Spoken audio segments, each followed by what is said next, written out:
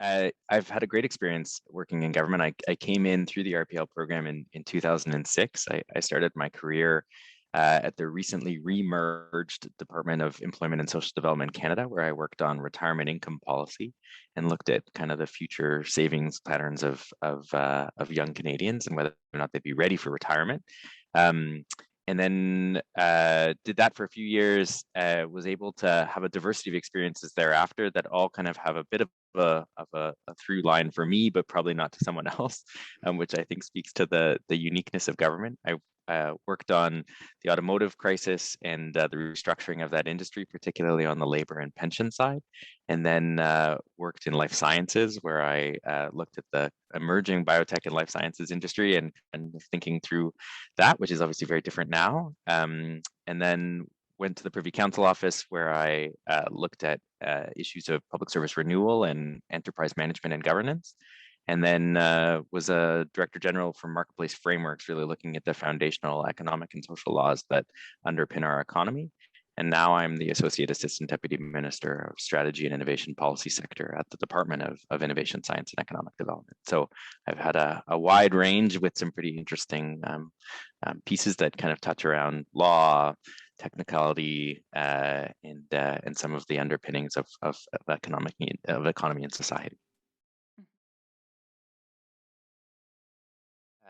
So maybe I'd say three things probably about what RPL has done for me. It's been a really important part of my overall public service career.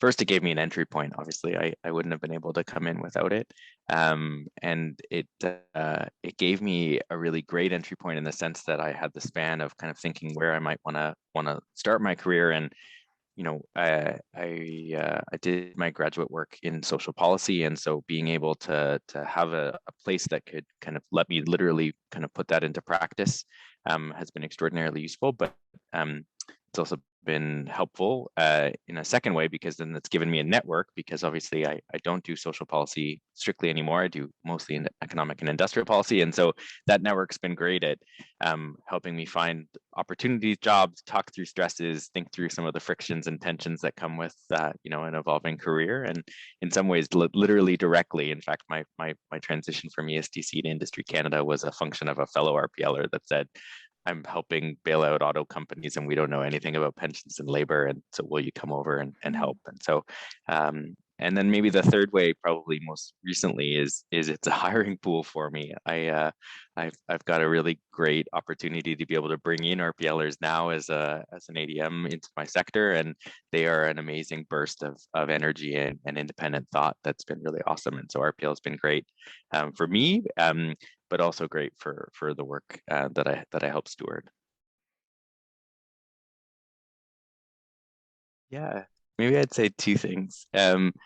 One, maybe a bit of not cold water, but just frank advice, and then maybe one other piece. The frank advice would probably be like, show your work. So to get through into the program, obviously make sure that we know really all about you. I think don't use shorthand. Tell us in real terms, because it's really useful to make sure that we know what you are and what you've done.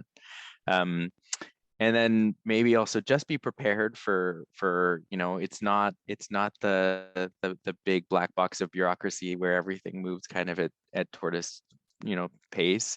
But at the same time, I would say maybe be open to the notion that you might have to shift some of your expectations, particularly around timeframes and what constitutes success.